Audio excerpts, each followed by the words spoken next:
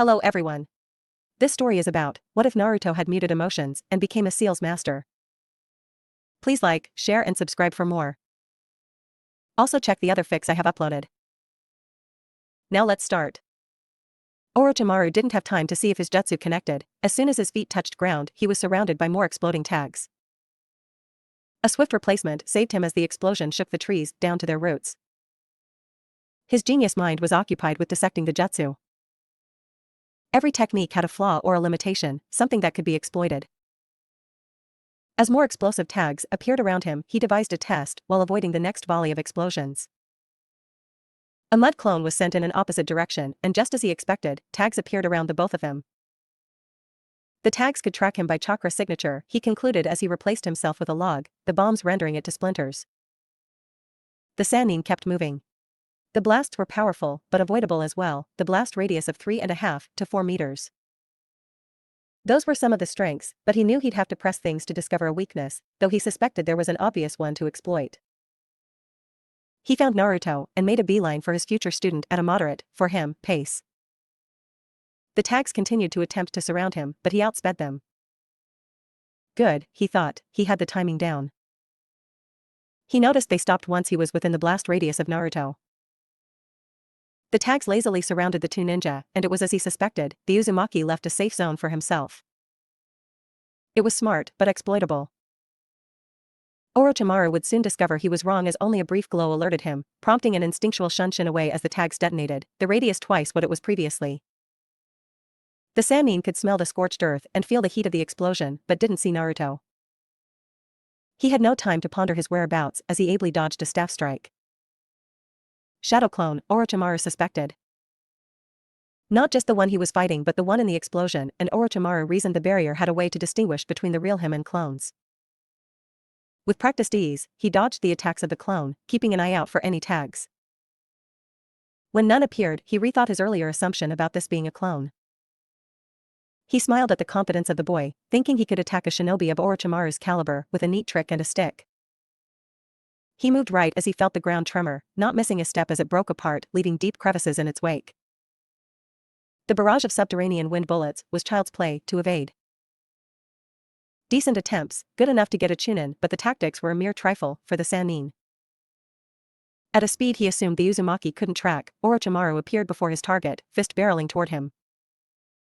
But even as he attacked, he noticed the paper tags, further away than they had been, glowing. His fist connected and a puff of smoke was the result.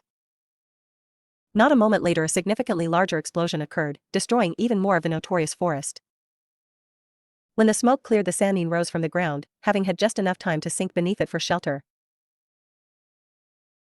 He now had even more information as it appeared the proximity of the tags affected the area of effect or blast radius.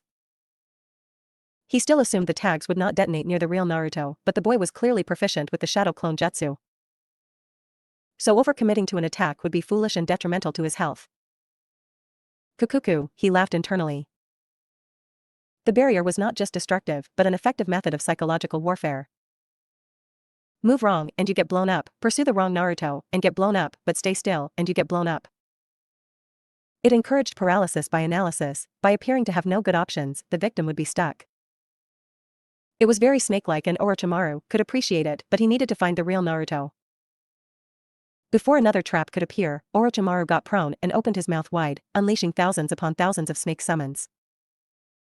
The formation of 10,000 snakes was true to its name as the serpents flooded the area. Orochimaru moved as well, not wanting more tags to appear, but he kept his senses sharp.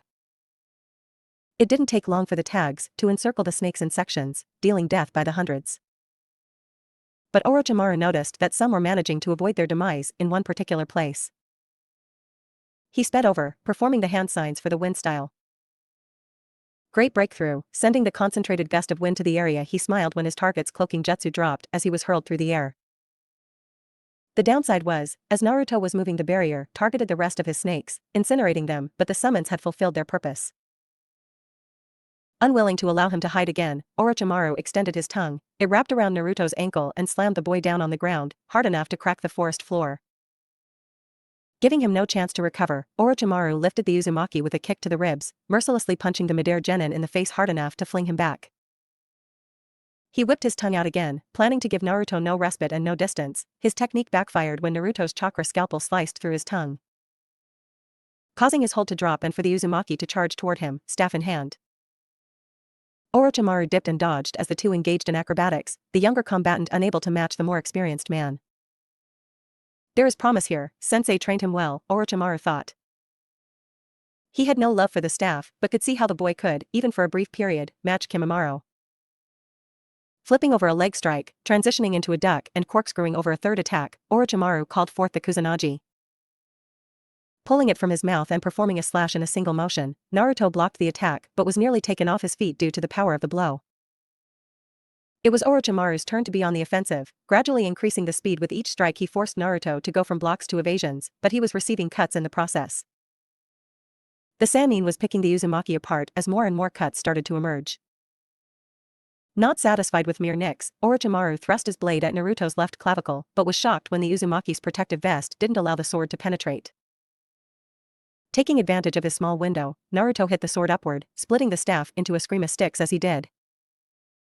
He quickly hit Orochimaru's wrist, the shock of the chakra disruption seal causing the Sannin to drop his legendary weapon, but Naruto was not done.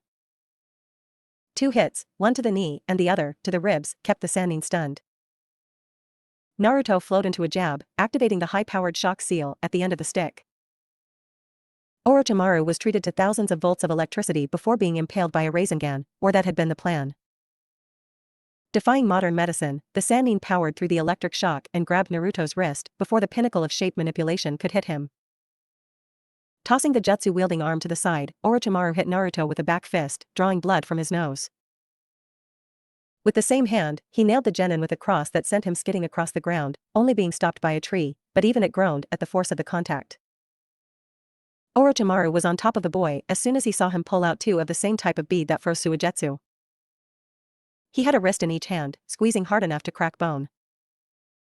Soon, the pain became too much as the Uzumaki tossed each bead to either side of the two, but not content to have his arms pulverized, he jumped and performed a dropkick, forcing Orochimaru to release him. The Sannin was set on attacking once more, but stopped when he saw the Uzumaki close his hand in a similar fashion to when he first created the barrier, and instantly a line of tags appeared between them. Orochimaru had no time to react as both absorbed the blast. By any objective viewing, Naruto's last attack netted him, at best, a Pyrrhic victory. His flak vest had been pushed past its limit, giving into the blast. Naruto had burns across his chest and soft tissue damage. Some tree shards got him as well, a large one in his right arm. His ears were ringing and he could hear nothing over it. Not only was moving near impossible due to the explosion, but, he figured, Orochimaru's sword was coated with a poison that his natural healing factor must have delayed the effects until now. As he catalogued his injuries, Naruto activated his projection seal. 50% complete, nothing can stop it now. Primary objectives, rescue Anko, complete. Neutralize Orochimaru, complete. Secondary objectives, suppress spread of heritage, still in process. Just as Naruto activated his communicator seal, he felt a foot press into him. The pressure was tremendous, the Sannin nearly breaking his ribs with just a step. Kukuku, that was an excellent display, Naruto-kun. Your potential is vast and together, we will do great things, Orochimaru said. He was shocked the Uzumaki had forced him to use his special kind of replacement to heal from the damage of the explosion, but there were no more tricks, no more tactics or stratagems. This was it. He leaned down to grab his new student, but couldn't know he was incorrect. Naruto had one last trick as the boy disappeared without a trace. Orochimaru didn't have time to yell in frustration, the glow of every tag of the barrier simultaneously alerting him to danger. Quickly he summoned the largest, non-manda, snake he could and hopped inside. But not even the massive snake could absorb the bomb. The impact was so great, it gave off a brilliant white light, shook the entire forest and destroyed everything in its wake. Even Orochimaru was missing his lower body and an arm. Maimed and grotesque, Orochimaru pulled himself from the charred remains of his summons, appearing to be on death's door. Unfortunately, he was able to perform his replacement jutsu, and as he slithered once more, the snake Sannin was perfectly healed again. He was, however, livid. It was one thing to have a willful prey, but to be deprived of what he wanted, almost nothing angered the Sannin more. Worst still, if Naruto hadn't alerted any, that blast certainly had to. The Sannin was left with a decision, none of them good. He could retreat now, but making a future attempt to grab Naruto would be extremely difficult. The Akatsuki were already moving on his bases, so he'd have to go underground to avoid them. There was also no way his sensei would let Naruto out of the village with anyone other than Jiraiya, and for how very little respect he had for Toad, his former teammate was powerful. Naruto-kun and him working together would be too much for the snake summoner. His best bet was to make another attempt in the forest. Decision made, Orochimaru was set to track the Uzumaki, but was stalled by a new sensation. A burning in his chakra core. Like blades of lava that had impaled him. He couldn't move. While his core was molten, the rest of him felt so cold. His muscles were cramping, his chakra was running haywire. The lava blades seemed to increase in heat, creating an unbearable pressure in his torso. He felt like he was going to explode. Instead, he was lifted off the ground as the pressure was alleviated by the emergence of several black chakra chains, each attached to a midair seal. The Sannin was in agony and confused as to what, when and how. What was this seal? When had it been placed upon him? How did it work? He may not have ever gotten to know what it was or when it was placed on him, but he soon got an inkling of how it worked, and for the first time in years, the Sannin was afraid. As each black chain dissolved, Orochimaru felt different. The pain subsided, but he was too smart to take that as a good sign. Not until he got vague memories not of Tayuya and Kimimaro, but from them, did he realize what was happening. The pieces of himself he left in the cursed seals, they were being pulled back into him. He only got memories from two as they were the only active users, the rest kept in reserve and sedated just in case. It meant that for the first time in a long time, he was mortal. He watched in silent horror as the last chain dissolved and felt a twisting of chakra on his neck. He fell to the ground in a heap. He still couldn't move, his chakra flow was too erratic to even attempt to control. He could only sit seiza, head bowed. To complete his humiliation, this submissive position was how Hiruzen and Danzo found him. He couldn't see them, but he could sense them. "Where is Naruto-kun?" his sensei asked, doing a poor attempt at hiding his fury. "I gobbled him up, Sarutobi-sensei," Orochimaru joked. He could not have been in a more vulnerable position, but he'd never cower to a leaf ninja. If possible, Hiruzen felt his anger spike. Not seeing Naruto amongst the devastation was too inconclusive to be comforting or worrying. He needed to find his grandson, and even with several ANBU on the case, it was near impossible to not panic. "That means you don't know, so I have no use for you," Hiruzen said, and then started a sequence of hand signs, only to be stopped by Danzo. Not even his murderous glare backed off the former head of Root. "Your former student is a treasure trove of useful information. He is worth more alive, Hiruzen. I made the mistake of sparing him once, I won't do it again." He thought Danzo had lost the best part of his mind. Sparing Orochimaru was one of the biggest mistakes of his life, he wouldn't do it again. "Then you weaken the village once more," Danzo growled. He had no time to hold Hiruzen's hand over the matter. There was no one more entrenched in the true darkness of the shinobi nations like Orochimaru, and the man had much needed intel. Act like the Hokage, and not a grandfather. The two aged shinobi stared at each other, a lengthy discussion happening with just a look, but Danzo would win the day. "Fine," Hiruzen relented. "You have one change to prolong your life, Orochimaru. Stall, misdirect, or lie, and I will burn you alive." Hiruzen warned, then nodded to the bird-masked ANBU, and the man knocked the Sannin out with the handle on his tonto. He along with Boar shunshined away as Nico approached the Hokage. "No Naruto, Hokage-sama, but I did retrieve this," she said, holding the Kusanagi. "What would you like me to do with it?" "Well, Nico-chan, you wanted something to teach Naruto, and it appears he is quite the spoil. When we find him he goes into protective custody, which you will head," Hiruzen answered. The purple-haired ANBU nodded and was set to depart before she heard a voice over the communicator seal. "Tiger found him, Hokage-sama.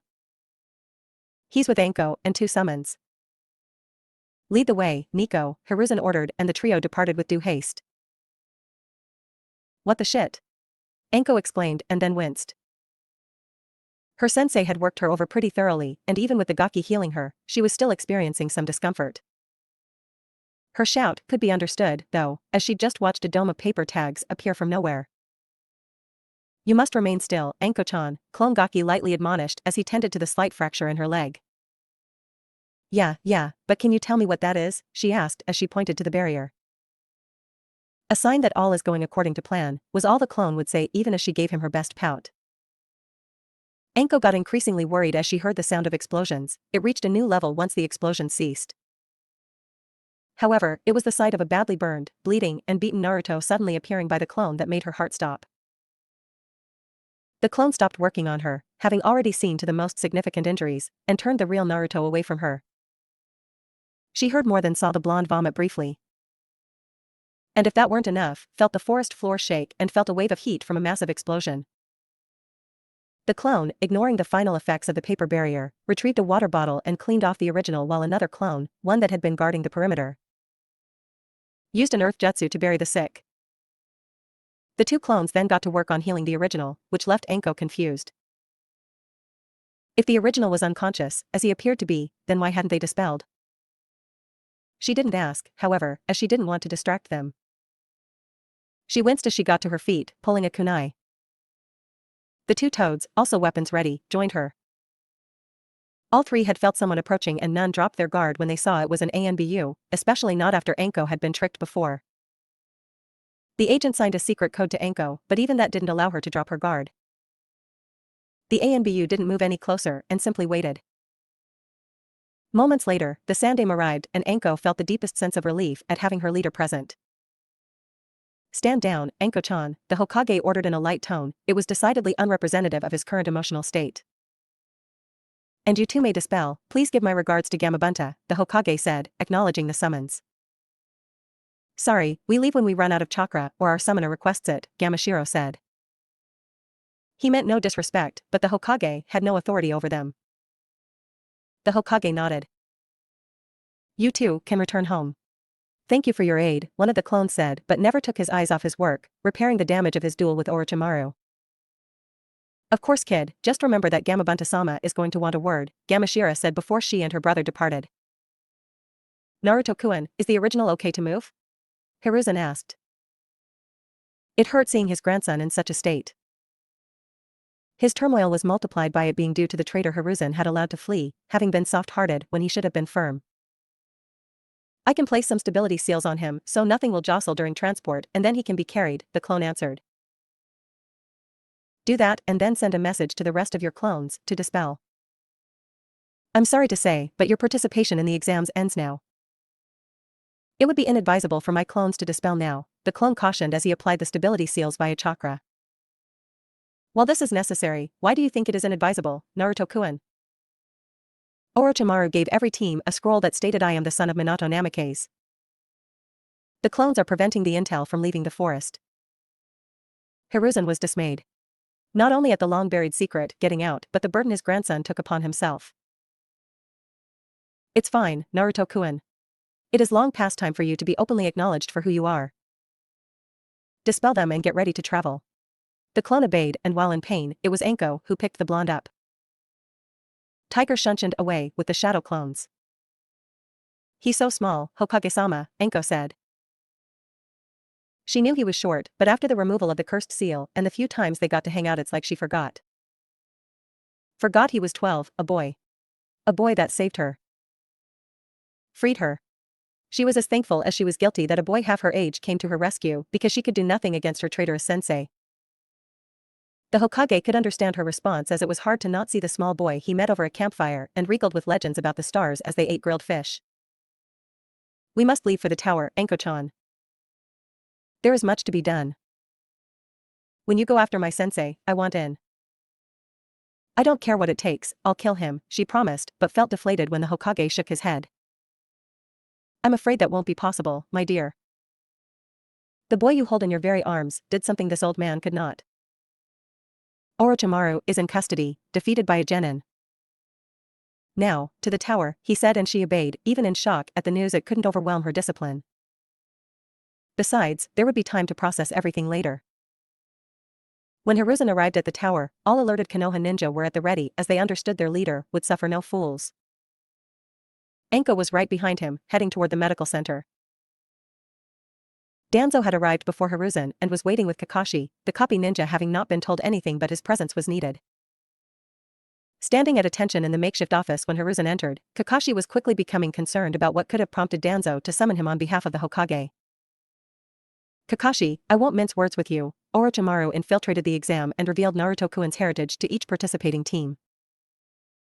All foreign Jounin will be dead within the hour, Hokage-sama, Kakashi said with an eye smile and then turned to leave. Stop, Kakashi. The order I gave you on October 11th, nearly 13 years ago, is rescinded. The world will know of Minato and Kushina's son. I did not summon you for that. Forgive my presumption, Hokage-sama, Kakashi apologized. Hiruzen waved him off. It's fine. The reason I brought you here is that Orochimaru was not just content with spreading the information about Naruto, he abducted Anko and challenged Naruto to retrieve her. No, Kakashi said. He knew his chibi, knew he'd march right into a trap, because Hatake-sensei told him to not do so would make him less than trash. Is he okay? He is injured, I will not lie to you. It was bad, but he will survive. More importantly, Kakashi, he won. I'm sorry? Kakashi said, not understanding the Hokage. He defeated my student. I haven't debriefed him yet, he's in the medical center, but Orochimaru is heavily sedated in ANBU lockup, thanks to your student. I want you guarding him until your other students arrive, but mention nothing of what has happened. You believe Orochimaru had help? Yes. Now, I believe much will be revealed in short order, but for now, watch over Naruto Kuin, and if anything arouses your suspicion, kill whoever has done so. Type 1 errors are permitted, the Hokage advised grimly, and Kakashi departed without a word, recalling the last time the Hokage said those words. It was in protection of Naruto that time, as well. A few hours passed and Hiruzen's belief proved true, much was revealed. The Chunin proctors, according to the several Yamanaka that scanned them, all had several hours missing. Inoichi said it was not a defensive measure, but a sign of a deep hypnosis. While Hiruzen wouldn't discount the possibility of Orochimaru having such a technique, it was also possible he'd had aid from a third party, as a pair of gate guards had similar symptoms. When Hiruzen finally debriefed the shadow clone of Naruto Kuin, he was both proud and dismayed at the boy's trial within the forest. He praised the clone for managing to save Anko and subdue Orochimaru, but criticized him for not waiting, especially as the clone admitted the original thought it was a trap and Anko was already dead. Still, the pride won out and he couldn't be too hard on his grandson. Minato had left the village without permission, tracked and defeated 3 Kumo Jounin to save Kushina. The son took after the father in more ways than one. He was now sitting across from Baki. The Suna Jounin's team had arrived much earlier than any other team, the next closest was Team 8, and that was only recently. Hiruzen had a neutral look on his face and could see Baki was attempting to appear neutral himself, but the Hokage's aged eyes could see the stress and trepidation in the man's body language. Normally, he'd be the cat to the outmatched Jounin's mouse, but he was in no mood. His chakra was unsettled, mimicking his true feelings. It felt that even his very blood demanded a sacrifice to his rage, for someone or ones to be fed to his righteous fire for daring to harm his grandson. But he'd remain calm for now. Calm is what his position demanded of him. Calm would get results. So, Baki-san, the Hokage started before taking a pause. Tell me why I shouldn't murder your team and you before throwing your corpses in a mass grave? Danzo, who was in the room, just facepalmed, knowing his former teammate likely thought he was being calm and collected. He resigned himself to his new position of trying his best to keep Hiruzen from convincing himself all of Suna needed to burn for daring to harm his grandson. He realized that this was likely karmic retribution for all the times he hadn't listened to Hiruzen and had been wrong not to. Baki stared at the man known as the god of shinobi. What response is there to that man asking why he shouldn't kill you and your charges? Bluster may only provoke him to show it wasn't an empty threat. Invoke the law? If he was threatening them, then he clearly didn't care about the ramifications, which meant the Sandaime knew. Knew. Not suspected, not had reason to believe, but knew. And Baki knew he was well and truly fucked. If by some miracle, and Baki had no illusions that it would take the interference of a real deity, he could escape the Sandaime and Danzo both, there would still be Kakashi, Guy, Asuma, and Kurina Yuhi, no need to mention the ANBU that were certainly hiding in the shadows like the kill-happy psychos they were. And speaking of kill-happy psychos, Baki should have known something was categorically wrong when his team arrived. First, he thought nothing of it as they looked pristine and Gaara was reading that accursed orange book. It was Temari that informed him that a black scroll revealing the little, blonde demon was the son of Minato Namikaze. Baki instantly knew that karma was real and the yondaime had gotten his revenge beyond the grave. The man grimaced at the revelation. He remembered the one and only time he'd met the yellow flash. It was as Baki was attempting to, unbeknownst to him, chat up said man's girlfriend. In Baki's defense, he'd recently been promoted as the Kazakage's number 2 and was riding high. He saw a beautiful redhead in his village and thought he'd take his chances. She was pleasant enough, but didn't seem to be picking up his intent and Baki soon recognized why when she openly greeted Minato-kun, in such a joyous fashion. Baki would never forget those blue eyes. They were devoid of all feeling, of any trace of humanity, as he peered into Baki's very soul. The Suna man tried to make a graceful exit, but before he could the future Hokage threatened he'd never forget Baki. Never. Baki could still remember how his spine felt exposed to the most frigid air ever created even as they were in the middle of a desert. Fear. He feared that man and felt no shame in it. I didn't bring you down here to gaze into my eyes longingly, Baki-san. Don't flirt with me boy, answer my question, Hiruzen ordered and any additional thoughts on the yondaime's hellspawn completing his father's revenge would have to wait. You will have to forgive me, Sandaime-sama, but I don't understand why I would be asked such a question.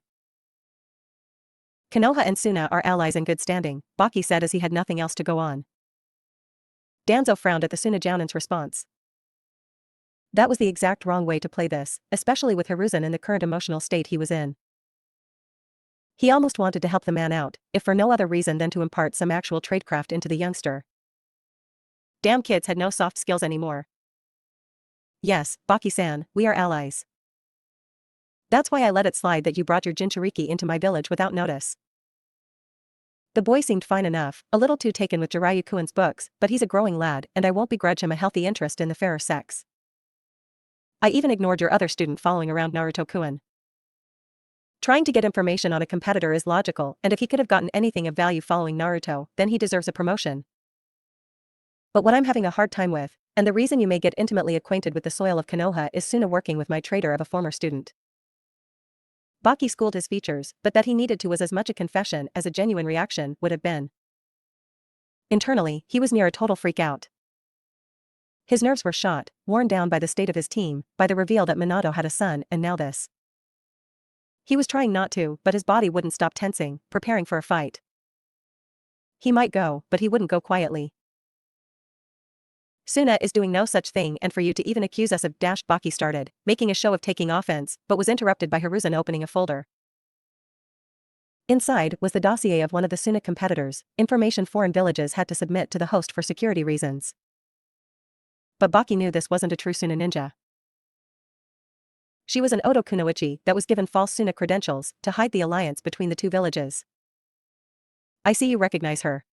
She, along with 8 other subordinates and Orochimaru, infiltrated the second exam so my student could set up a trap for Naruto-kun. Of the 10 members involved in that little plot, only 2 survived and none escaped. It was effortless getting Kin to talk, Hiruzen mocked. He hadn't spoken to the girl at all, his ANBU had found her tied up just outside the blast zone of Naruto's barrier. She was suffering severe chakra exhaustion, but they were able to stabilize her enough for a Yamanaka to perform a mind walk. What he learned had only increased Hiruzen's fury. It wasn't hard to put the pieces together, to see the finals of the Chunin exams as a perfect time to stage an attack. It would dishonor Konoha and possibly display Suna's strength. Orochimaru would have gotten to burn things down and possibly, if it were his aim, kill Hiruzen. Even with the mercy he'd shown his student, Orochimaru hated Hiruzen. Your team will continue to participate in the exams, going as far as their talents allow them. Once the second exam is over you will send word to Raza, he will attend the finals if he wishes to ever see his children again. 2 escorts, Baki. 2, and I wouldn't see this as an opportunity to demonstrate his cleverness.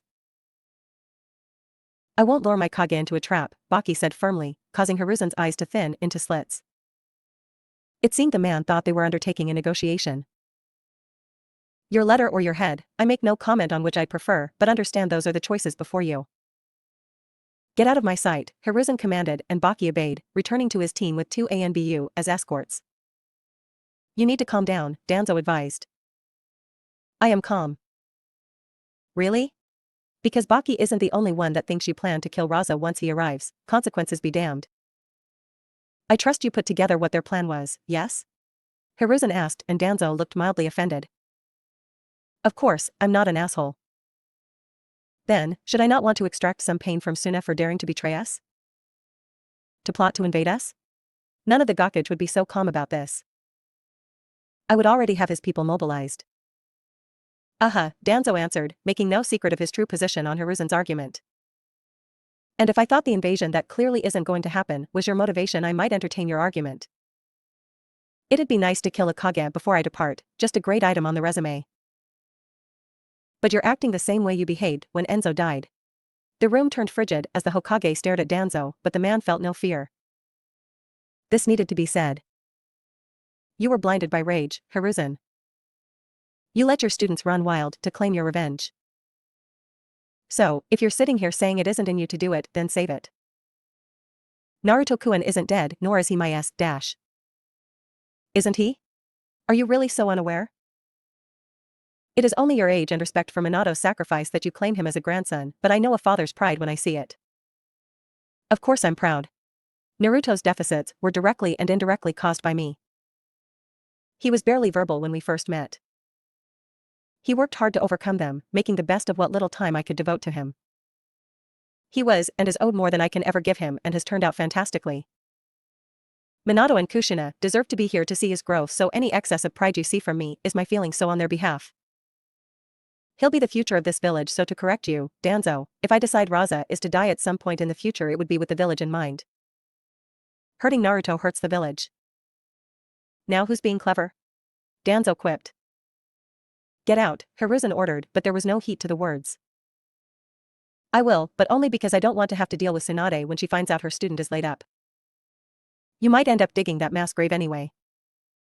Have fun with that, Danzo said as he departed. It was Hiruzen who now facepalmed, thinking of his most volatile student. He could only will the headache away. Hiruzen sat in his ceremonial chair as he watched the start of the preliminary round. 5 days had elapsed and he'd been incredibly busy adjusting to Orochimaru's capture, as the aged shinobi was not satisfied with using a standard cell. He also saw Naruto off before he was taken into protective custody for the duration of the remaining exams. Even with all he'd done, there was still much to do, but for now he had to sit and watch as the next generation took their first steps into becoming the protectors and not the protected. From kings to knights of the Great Tree. Hayate had done a serviceable job of explaining the rules, and the first match was to be decided.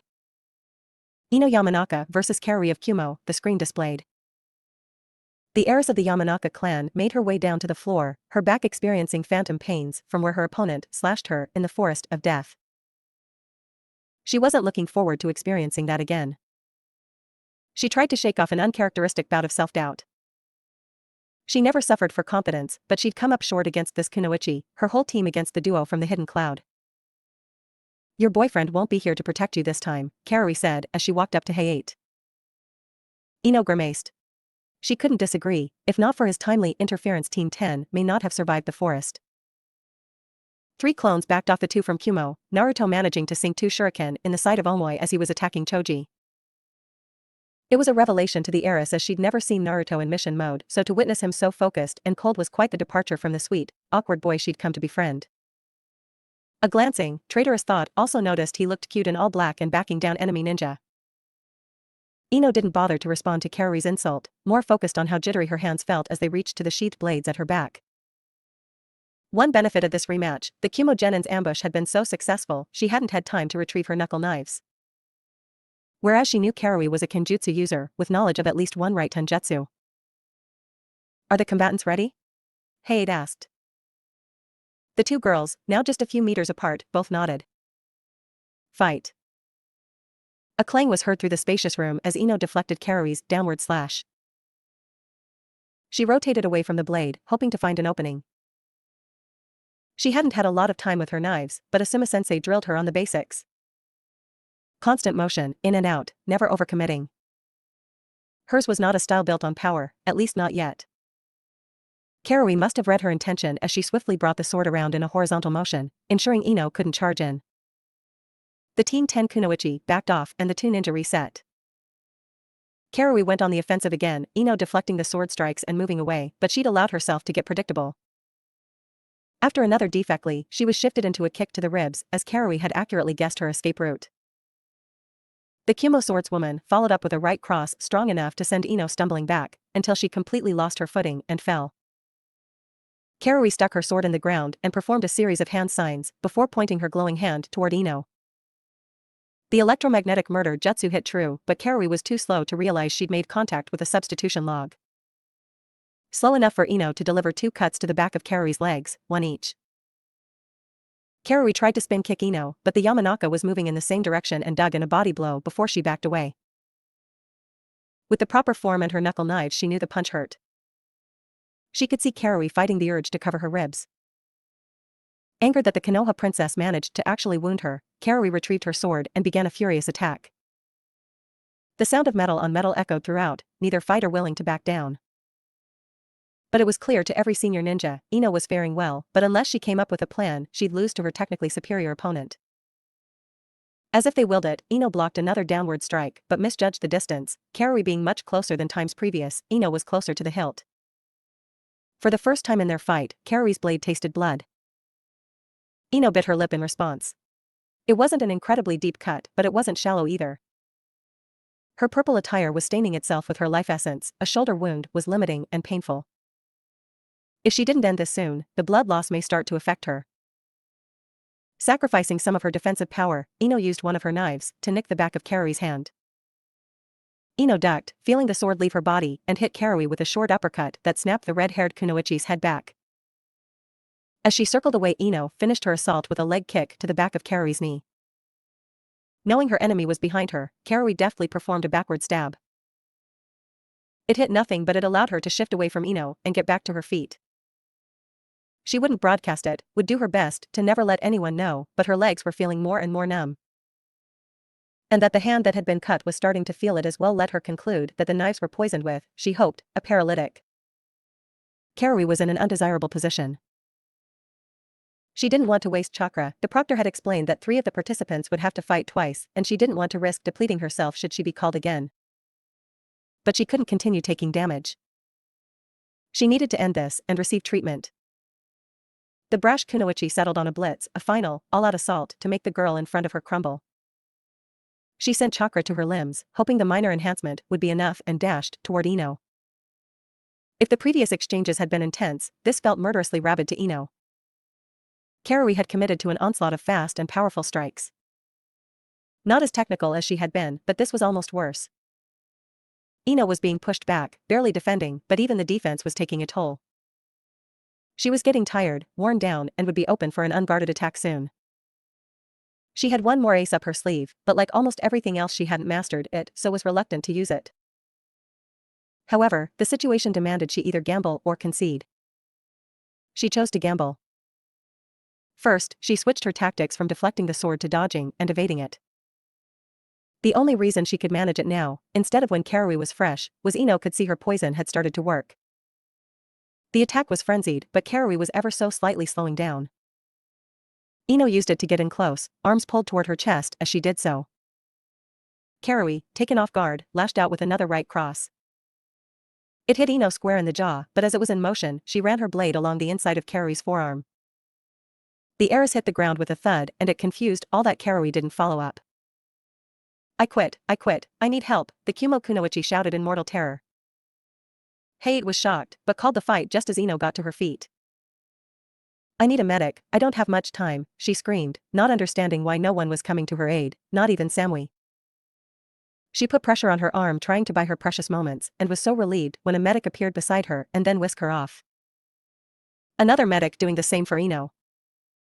Height performed a simple water jutsu to clean up the blood as the next 2 names were selected. Gaara of Suna versus Seiki of Kusa. Gaara arrived on the floor, eyes having never left his book. He was getting to a good part and didn't have any interest in fighting some child. Forfeit or die, he warned his fellow genin but tuned the boy out when he didn't hear some version of I quit. The sickly proctor called a start to the fight and Gaara felt his sound intercept something. Probably a kunai, he didn't really care. The main character had finally proven his valor and worth to his first love and was going to get to sample her sweet, sweet fruit. You could at least fight back, coward, the boy yelled. Gaara rolled his eyes in annoyance. He'd warned the fool, hadn't he? All of this was utterly pointless. Gaara willed all of his sand back in his gourd, all but a single grain. It floated peacefully on his index finger until he made a swiping motion toward his opponent. The projectile entered the Kusa-genin's brain before he could even consider moving. Gaara was back with his siblings before the body hit the ground. How unyouthful. Gaara heard someone shout. He didn't bother to respond. Age was an illusion that gave false value to life. Fast or slow, death was simply the end of a meaningless existence. The Uzumaki showed him that, had given Gaara the gift of nothingness. Gaara longed to repay the Uzumaki by ending his life. After another pause, to clean the arena floor, 2 more names were displayed. Kiba Inuzuka vs Sakura Haruno. Yeah, finals, here I come. Kiba exclaimed as he dashed downstairs, eager to get this over with. While offended, Sakura understood why Kiba was so confident, as the academy version of her would be a total gimme fight for the Inuzuka. Even before her time in the Forest of Death, she would have assumed she was overmatched. The pink-haired kunoichi had such a low opinion of her abilities because she was continually comparing herself to her team and her disastrous missions. It wasn't until she faced off with normal genin did the Haruno realize she wasn't as weak as she thought she was. Sasuke was a genius and obsessed with training to reach his goal of killing a certain person. She didn't have his drive, certainly hadn't had it at the tender age of 8. Kakashi was the Konoha Jounin, and while he could come off lazy, she'd seen what he could do when he turned it on, so of course she couldn't compare herself to him. And Naruto. Well, she didn't really understand Naruto even after having trained with him for months. Having Kakashi-sensei inform Sasuke-kun and her that Naruto survived his face-off with Orochimaru, though the pride in Kakashi's eye led her to believe he did a little more than survive the encounter, made her conclude that Naruto was just different. She wasn't weak, just weaker than the trio of monsters she'd been teamed with, and felt no shame in it. It was simply a goal to reach. She'd close the gap, by hook or by crook. It was why she understood Kiba's confidence, but she still planned to kick his ass. Both fighters got in their stances, Sakura making sure to stay light on her feet and waited. Fight, hey, yelled, and Kiba dashed toward Sakura, a feral swing aiming to knock her out in one blow. He was fast, faster than the Team 7 kunoichi, but not fast enough to completely overwhelm her. Sakura timed the strike, as she slid back just out of range while grabbing Kiba's wrist and pulling him forward. Out of position and defenseless, Sakura slugged him with an overhand right, landing on the Inuzuka's jaw. On instinct, Kiba spun through the blow and kicked Sakura in the gut, forcing her off her feet as he rolled away. Kiba tried to fix the swimming feeling in his head by shaking it repeatedly. The fangirl was much stronger than he'd expected, and while rash, he wasn't stupid. He couldn't treat her like a scrub. Finally clear, Kiba rushed at Sakura again, but this time with a plan. As he entered striking range, he circled to her left and sidekicked Sakura on her hip. Stunned from the quick change of direction and power of the blow, Sakura absorbed a follow-up kick as Kiba's shin met her neck. The pinkette was in a world of pain and couldn't think, forcing her to act solely on instinct.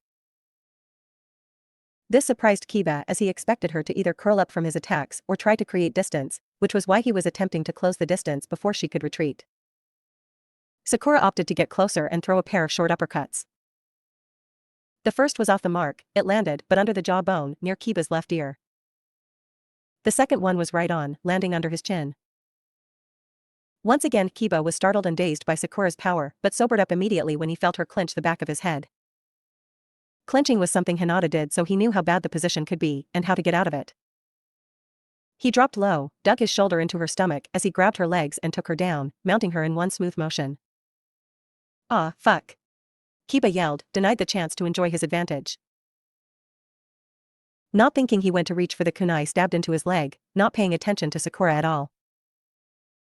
For his momentary lapse, he was awarded a meeting of his head to the floor as Sakura reached up and pulled him down. The thud could be heard by all in attendance. Sakura pushed Kiba off her and returned to her feet, gearing up to kick the potentially concussed boy in the head to end this, but Sakura had her own oversight to pay for. "Oof," she gasped as Akamaru dove into the girl, his head buried in her gut with enough force to lift her off her feet. The little dog barked in warning. "Good job, buddy," Kiba complimented. He'd torn off part of his sleeve to wrap his leg with, having removed the kunai. It hurt to put pressure on his leg and he'd be noticeably slower because of it, but he was still confident he could win. "Come here, Akamaru, let's show her why she shouldn't mess with us." Sakura witnessed Kiba give Akamaru a pill, then the appearance of a cloud of smoke before it revealed a perfect replica of Kiba. The two got on all fours, chakra briefly surrounding their bodies. She didn't know why, but performed a substitution jutsu, narrowly avoiding the tsuga.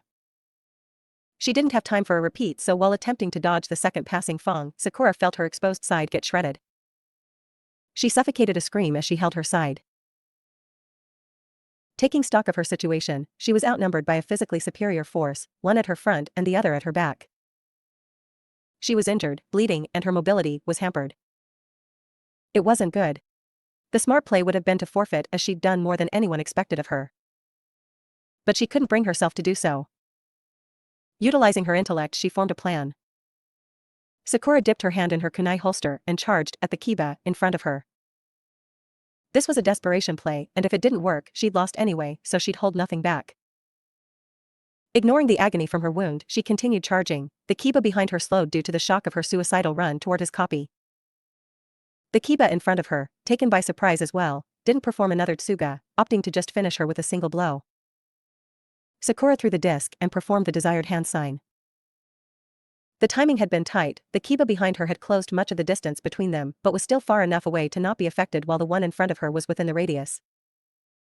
He didn't know how to react when he was suddenly pulled toward Sakura with no control over his body, but the Pinkette did as she unleashed as much force as she could.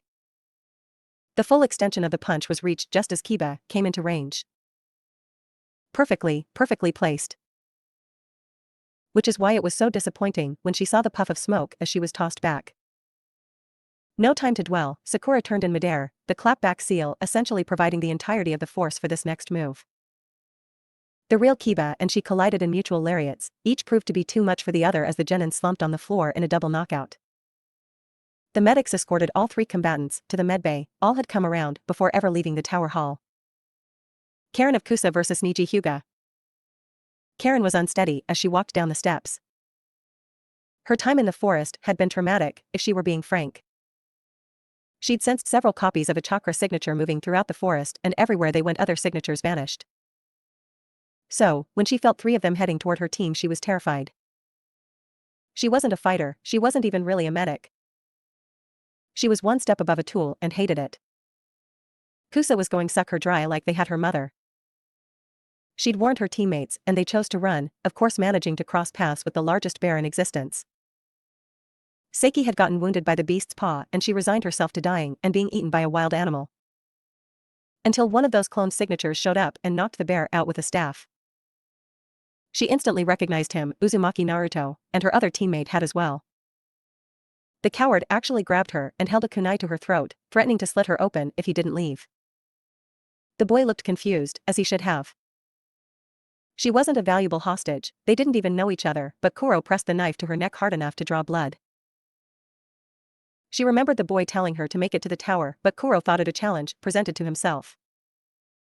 She healed her idiot teammates and somehow managed to make it, but had no clue why she even bothered. The Hyuga looked menacing? Just short of evil? He clearly had a lot of anger, and she didn't need her abilities to pick that up as she stood across from him.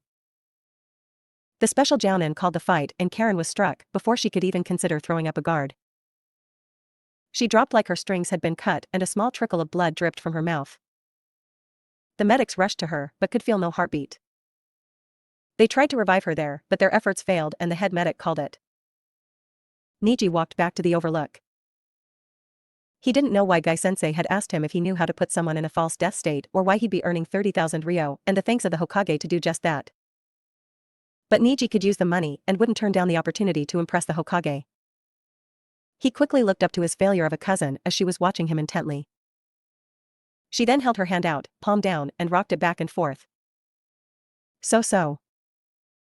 She'd just rated his performance, a flawless execution of precision juken, okay. Meh. Mediocre. Average. If he thought he'd make it, he'd strike that arrogant brat down where she stood. So. The arrogance.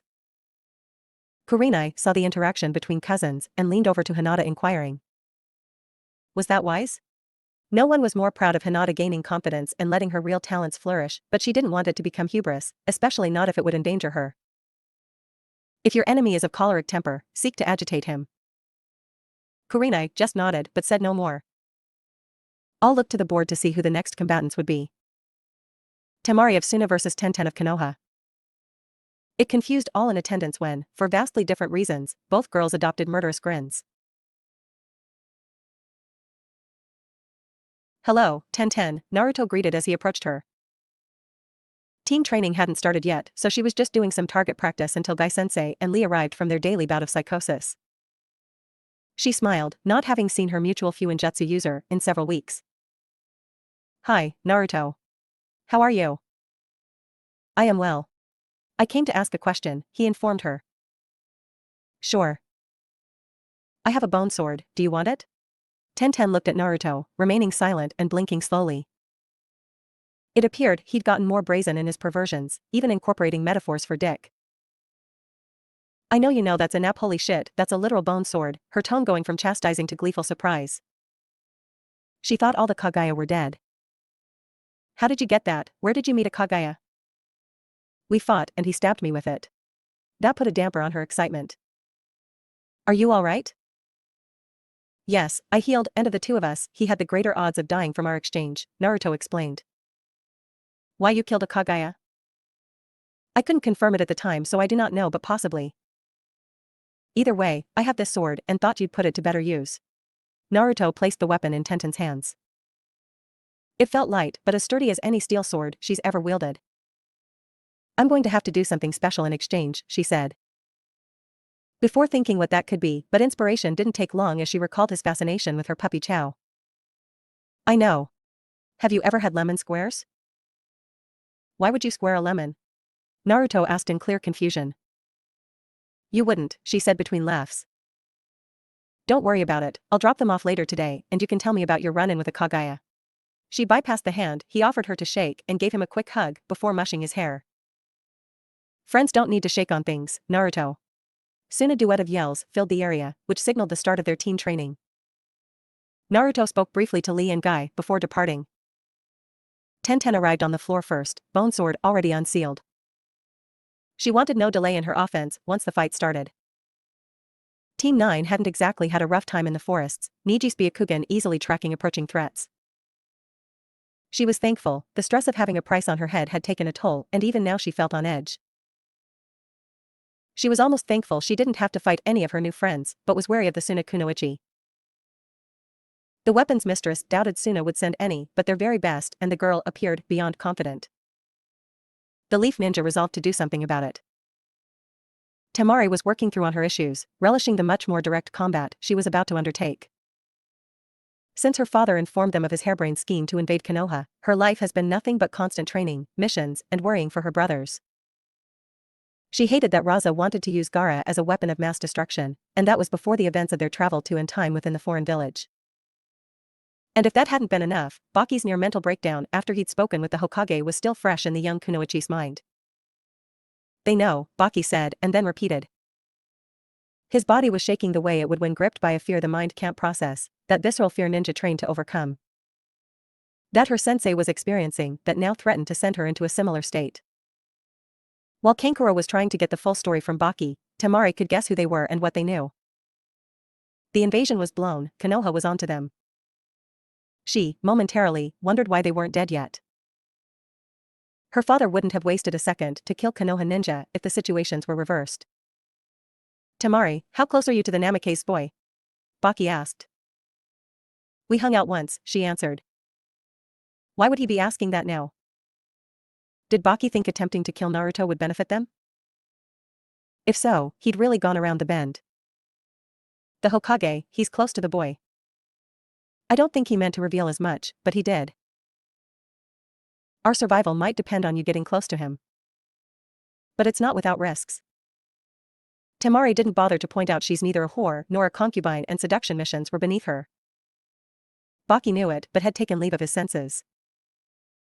Yes, I'm sure the Hokage wouldn't appreciate us trying to manipulate someone he cares about, she reasoned but frowned when Baki shook his head. Her conclusion felt logical, what had she missed? The person responsible for that scroll and the fake bounties was Orochimaru, Baki said, all attempts to self-soothe having failed and his voice cracked. He brought 9 other ninja with him and baited the Namikaze boy. Baki took a breath, all 3 of his students now interested in his tale. According to the Sandame, Naruto killed 8 of the 9 and captured Orochimaru by himself. Given everything else that boy has shown, he's clearly ruthless. Probably trained in secret since he could stand upright. If he believes you're playing him, you may not live to suffer the Sandame's wrath. It was unbefitting of her, disrespectful to her superior and an insult to her training, but Temari couldn't help it, she laughed. Deep belly laughs filled their temporary room, the sound pinging off the stone walls. What was she supposed to do? The boy that she shared lemon squares with and watched a Princess Gale movie as they chatted was some remorseless killer? It just didn't track. When she calmed herself, her more analytical processes took over. She liked him, that was true. He was cute and clearly had a way with the ladies if that Haku girl, who was only somewhat pretty, would give him some play. He was also the only boy around her age that showed any interest in getting to know her for her and not her connections to Raza and Gaara. Temari looked back at the scroll. The most damning information was about Naruto, and if it were just an attempt to bait him, it stood to reason that all those other names had some connection to him. 3 girls, 2 heiresses. She recalled their first conversation. Even if the ninja were stronger than she initially thought, the girls were too weak-willed to rein him in or curb his nascent playboy tendencies. It was clear what was going to happen. Once she showed him what a real kunoichi looked like, he'd forget those other girls. And maybe she'd escape with more than just her life. As Temari arrived across from Tenten, she stared at her first obstacle. She recognized the name, the person credited with the lemon squares she enjoyed as a movie snack. She'd try not to hurt her too bad, a quality baker was a precious commodity.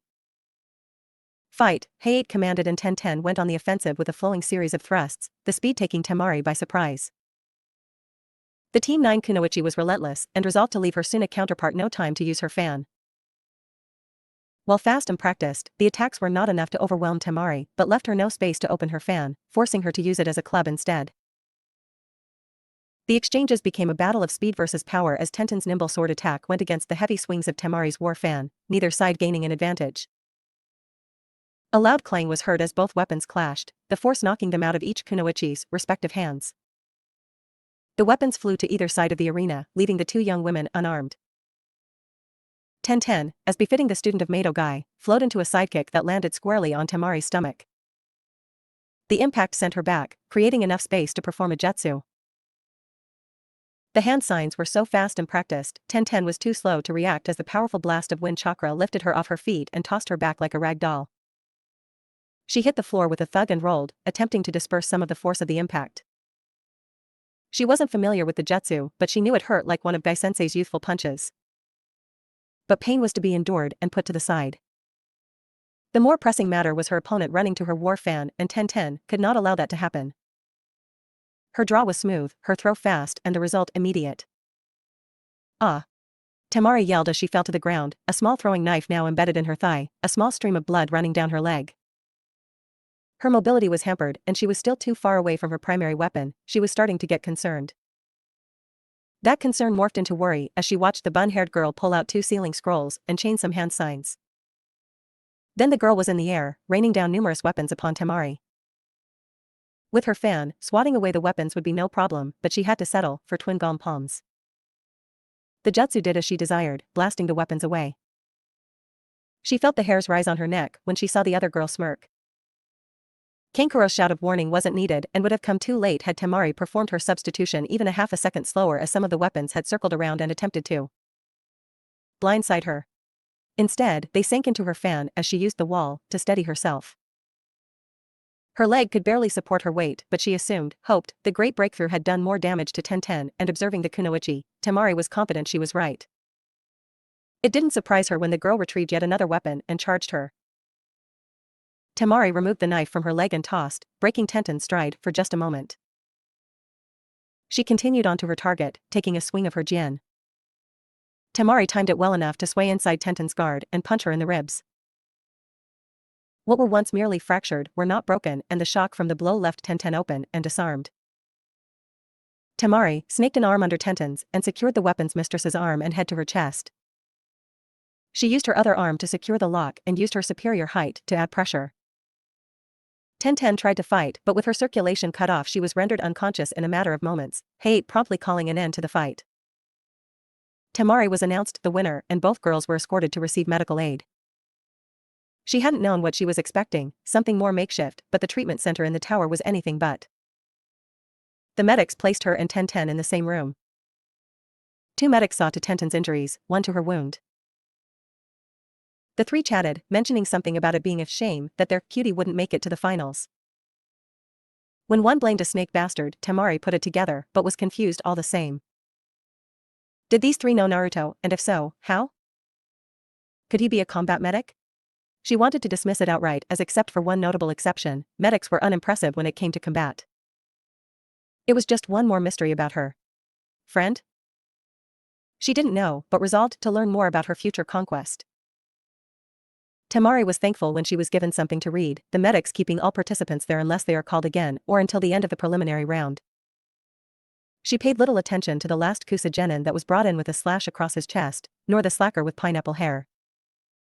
She did get concerned when Kankuro was brought in but was refused access while the medics worked, one eventually informing her he was nearing chakra exhaustion.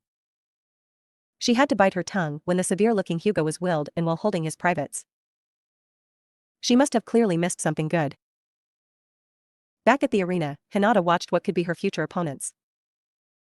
She understood Choji forfeiting against Gaara after his display, but she'd have liked some more information about him. The Kumo-genin, Omoi, was a Kenjutsu and Right-ton user. Lee was a Taijutsu specialist by necessity, and a powerful one at that. She had no information on Sasuke as Ino chose not to return to face him. She was relieved, she'd have neutered the Uchiha if he harmed her Ino-chan. She felt bad for Shino-kun. It had been a good fight but he'd succumbed to the poisons before he could finish the puppeteer, the two koing each other. Finally, her name was called and it was against her cousin. He was already angry at her while she had no problem ignoring his diatribe. She used to think she understood why Niji hated her. It wasn't just that she was of the main branch, it was that despite her desire to remove the curse seal she was weak and ineffectual and held a higher status that her talents didn't merit. She accepted that and would never judge Niji for it. However, the better she got the more he resented her, no overture to become allies was met with anything but hostility. And, according to Tenten, he'd badmouth Naruto-kun. He must not have gotten the memo that no one did that. So, while she loved her cousin and sympathized to the best of her ability, his resentment she was going to have to hurt him a little. And the Near-Mute support system isn't here to prop you up, Niji bit out, words she did pay attention to and caused her eyes to narrow. Okay, I'm going to hurt him a little more than a little, she thought. But new physical pain would be nothing, it was his arrogance that needed a hit. He finally shut up and the proctor finally called a start to the match. Niji's attack was fast, relentless, and textbook perfect. She'd have to devote herself for days on end to match the grace and form he achieved almost naturally. He was talented and diligently worked to further that talent, but talent could have a weakness. As much as Niji practiced, as great as he could be, no one was as obsessed with the gentle fist as the proud failure of an heiress. Her forms were never as crisp, didn't flow with power and purpose. Because she knew she was doing it wrong, she obsessed over the manuals, over the kata just hoping to get it right. She never did, not to anyone's satisfaction. It made her hate herself, made her curse her very being. But her best friend gave her permission to be more than the Hyuga heiress, to do more than chase her father and her cousin. She was strong like Hinata and so while Niji could perform the striking progressions perfectly, she could guard them with just as much ease. She could see the signs of frustration that took hold when he couldn't simply beat her down. The rigidity of his form, the frown and tension around his eyes. That his response was to simply try harder was predictable and disappointing. If Niji's offense was a volley of arrows hurtling toward their target, Hinata's defense was the rounded shield that could make any direct assault a glancing blow. When his frustration reached its apex, Hinata changed her guard, her feet now closer together and her hands, palms out and chest level. She could almost read his thoughts, that she'd committed a blunder as her stance would slow down and weaken her defense. That her improvements were overstated and overrated, that he'd prove he was right all along. Confidence had returned and it had nothing to do with anything he'd done, he'd given her control of his emotions and he hadn't realized. Niji closed in and Hinata remained patient, waiting for the perfect time to strike. Now, she shouted mentally and attacked. There was a collective grunt of empathy from every male in the arena. Niji had expected something, but not to be kicked squarely in the nuts. Hinata continued her assault as she grabbed one of his arms and pulled him close. Her second strike looked like a chop to some, but was really the thumb of her knuckle hitting a pressure point in Niji's throat, stunning him once more. A single arm takedown later, and Niji was face down with his arm straightened above him and Hinata's shin on his neck as she executed an armbar. "Submit or I'll break your arm," she demanded as she put pressure on the shoulder and elbow joints. His pride told him to let her break it, that she'd either be too cowardly to follow through or he'd beat her with one good arm. He grimaced at the pain, his arm reaching its literal breaking point. Niji was saved by his sensei, Guy calling a stop to the fight and Hayate taking heed. He wanted to yell at his sensei, wanted to blindly attack his cousin, but a small trickle of something down his spine told him to behave. He turned to see the Hokage, his face severe and removed from the kindly grandfather he normally portrayed himself as. Niji said nothing and allowed the medics to escort him away. Hiruzen congratulated all who moved on to the next round and had them draw for their next match. Hinata drew Lee, Omoi would fight Temari, and Sasuke would face Gaara. She felt good, having beat her cousin and potentially earning a promotion in a month, but she wished she could share it with her best friend. His sensei had refused to allow her entrance into his hospital room. They had a lot to talk about. 2 days after he was brought to the tower, Naruto found himself in a poorly lit dungeon. The large doors with a paper seal upon them alerted him that he has finally entered the representation of his seal. He's in his shared mindscape with the Bijou. Naruto had thought about what he would say to the Bijou should they ever meet. Despite what the fox was said to have done, Naruto didn't really hate nor fear the beast and neither would really benefit him as he was at least free. One large, red eye peered at Naruto, and anyone else would describe it as if something was staring into their very soul. Naruto just thought it was a really big eye, even compared to the toad's. He walked up to the gate. As he got closer more of the fox was revealed and left Naruto with one thought. "I like your ears, can I pet them?" he asked and the giant fox made a sound that was a mix of a cough and a laugh. "Maybe when we get to know each other a little better," he said and Naruto nodded as it was more than fair. "I'm Uzumaki Naruto, what's your name?" "Well met, Naruto. You can call me Kyubi." "Is that your name?" "No, but my name is the only thing of value I still possess and will not give it out freely." "Maybe one day, maybe. So, Warden, why have you stopped by for a visit today?" Naruto didn't really understand it, but it wasn't a requirement that he did. If Kyubi-san wanted to be called that, it was his prerogative. "I didn't mean to, I was injured and rendered near unconscious. I may also be sedated given my injuries." Naruto squinted and thought about how he'd treat himself, ignoring that initially he was doing just that via his clone. Moving on from that, he decided, "Do you have some preferences for how you'd like the seal changed?" "I have plans, but wanted to get your input before I finalized them." "Short of you letting me go?" "Yes, Kyubi-san, short of my letting you go. Not a dungeon, maybe some more natural surroundings like a forest or anything but this. And some reading materials, can you do that?" "I could link you to my mind palace, it has every book I've read since I was 9 years old." "A forest is possible, I'll get to work on it when I can." "Anything else?" "Why did you ask?"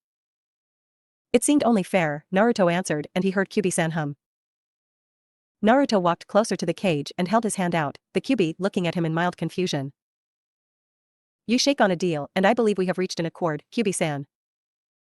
"I think my hands might be a tad too large to shake yours." "Make a fist instead," Kyubi-san instructed and Naruto did with Kyubi-san doing the same and tapping Naruto's.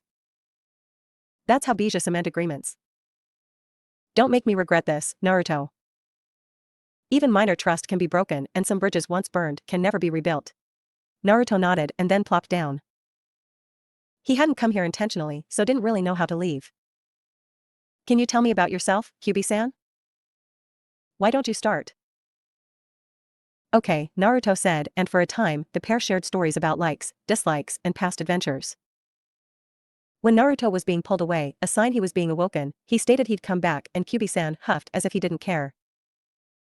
Once his jailer had left, Kurama looked down as a much smaller blonde, with whisker marks and red eyes peeked from his paws. "I thought you were going to introduce yourself, little one," Kurama said, tenderly, to the small Naruto replicant. I got nervous, Databeo." "Maybe next time?" Kurama offered and Yami nodded. "He seemed nice, Tabeo." You think he'll accept me? I don't know, little one, I don't know. Slowly stirring, the bright lights of the room proved discomforting, hurting his eyes slightly. Naruto ignored the sensation as he blurrily looked for a pitcher and cup. A silhouette aided him by filling the cup and putting it in his hand. Welcome back, Naruto-kun. You've had Tsunade-sama quite worried, the voice said. Shut up, Shizune, Tsunade barked, but there was no real heat to her words. If some little brat wants to get himself blown up fighting people he shouldn't, that's his business. No sweat off my brow. You still can't be honest with your emotions, Tsunade-chan? Hiruzen asked, ribbing his student. She was indeed very worried about you, Naruto-kun, insisting she treat you herself. Stop picking on me, sensei, she whined, not enjoying this at all. Naruto's vision finally clears and the water has alleviated his dry throat. He could see he was in the room with not only the three that had spoken but Hataki-sensei as well, who waved at his student. Feeling the need to address his other sensei, Naruto informs her, I didn't want to blow myself up. It was the most effective tactic at the time. Tsunade resisted the urge of slapping everyone with a smug look on their face, briefly forgetting who she'd been talking to. I know you didn't want that, Naruto, but you are nowhere near Orochimaru's level, so going to face him alone meant you'd have to put yourself at risk to even survive the encounter. Naruto agreed. He'd gone after Anko fully prepared to die. Grievous bodily injury was expected, but some part of him felt he should keep that to himself for now. Tsunade-sensei was one of the more difficult people for him to understand. Naruto-kun, I know this may be a bit much, but are you up for a debrief? I waited to get the details from you, so your clone could focus, the Sandaime explained. Can I just show you? Naruto asked, and the Sandaime granted permission for all in the room to be informed as well. Naruto hastily linked all of their projection seals together and then replayed his time in the Forest of Death, the activities of the clones being held separately. As they watched the events, 3 ANBU were having a private meeting about the Uzumaki. Yugao, Tenzo, the commander started, the two agents knowing he was serious as he called them by their actual names. They were in a secured room within the exam tower, supposedly to get final orders before Naruto's month-long protection detail started, but Dragon had other plans. Uzumaki Naruto must be an ANBU operative, he stated. Commander Yugao started but was silenced by the raised hand of her superior officer. I know. Sandaime-sama doesn't think he'd flourish with us. I disagree. And not only would he benefit, but we would as well. Think of a fuinjutsu master who could design equipment for us, because he had first-hand knowledge of our needs as they would be his own. A high-class medic who could offer preventive measures or any number of things, because he knows how taxing our missions are. Uzumaki Naruto could breathe new life into ANBU, and we need some innovation so things don't become stagnant. In exchange, he'd get some of the best physical and tactical training in the whole of the shinobi system. He'd also be under the radar for a while so the heat of taking down Orochimaru can die down. And we'd finally have a Hokage pass through our ranks. All that sounds good, and I've made similar arguments to Sandaime-sama, but he is near violently opposed to Naruto-kun becoming one of us, and I don't know how you expect to get around that. Yugao explained. Simple, I want you two and your squads to sell him on becoming one of us. I want this next month to be so enthralling, he'll want to do nothing but to be an ANBU. If the request comes from him, Sandaime-sama may become more open to it. Commander, how are we to sell him without seeming obvious? Tenzo asked. He rather liked Naruto and wouldn't mind him joining their ranks, but he didn't want to be turned to ash trying to make it happen. I've made arrangements for him to stay in ANBU HQ for the month, and Tsunade will start his surgical rotation in our own medical facilities. Training him a little and showing him around won't be too harmful. He won't see anything a new recruit couldn't get access to. I also have it on good authority that he isn't very close to his teammates, so we can show him how tight ANBU squads are and how much fun we can be. I disagree with nothing you've said, Commander, but Sandaime-sama won't be so easily swayed, not even by Naruto-kun. Maybe we just have to consider him outside of our grasp. Seeing one of his top agents faltering, Dragon knew he'd have to go to his secret weapon.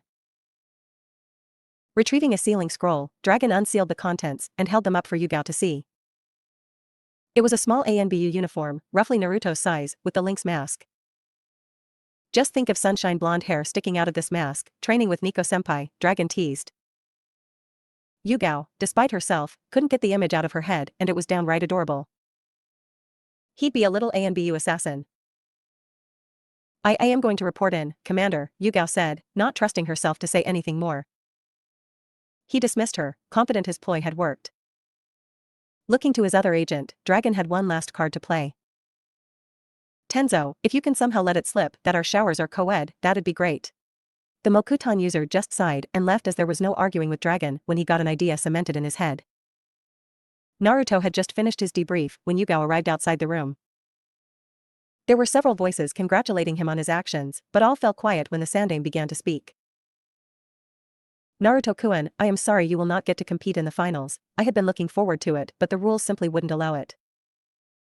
I understand. Naruto started but was interrupted. Yes, we simply cannot allow Chunins to participate in the Chunin exams. It wouldn't be fair, he said with a smile as Kakashi presented Naruto his new vest. I am very proud of you, Naruto-kun, but things will only get more difficult, I'm afraid, so you must continue to push all areas of your training. Orochimaru held back, you can no longer count on anyone else underestimating you. Hi, Naruto replied. Good. Now, Chunin Uzumaki, are you ready for your first mission? It is A rank and will require your fuinjutsu expertise. I'm ready, but can I forego payment for trade? Naruto asked. What would you like to trade? There's an Uzumaki in the exams from Kusa. Pretty red hair and eyes to match with glasses. Her team mistreats her, one held a kunai to her throat to get me to leave. You want her to relocate here? Hiruzen asked. I'd like her to have the option, Naruto answered. I'm sure we can figure something out, Hiruzen said, but internally thought if need be the Kusa team could have a collective accident. Who was to say how out of hand Orochimaru got before he was captured? With the price settled, Hiruzen began informing Naruto about his latest mission. Soon, Hiruzen departed with Tsunade and Shizune following suit, only Kakashi remained behind and favored his favorite student with a nice smile. Getting promoted mid-exams is something not even your father accomplished. Quite impressive, Naruto-kun. And even with all that was going on to find an Uzumaki damsel in distress. You really are a sly, little devil. Minato-sensei would be proud. Kakashi practically beamed and Naruto smiled back, slightly. Now that you're a Chunin, our real training can begin, Kakashi said as he tossed something toward Naruto. Familiarize yourself with that. Soon, I'm going to teach you all the ways to remove one with and without using your hands. Kakashi ignored the blast of killing intent coming from outside the room. He knew teaching the chosen one would be perilous, he'd long accepted it.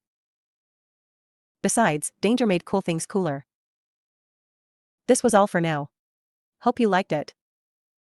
Please like the video, share it with your friends, and subscribe for more great stories. See ya.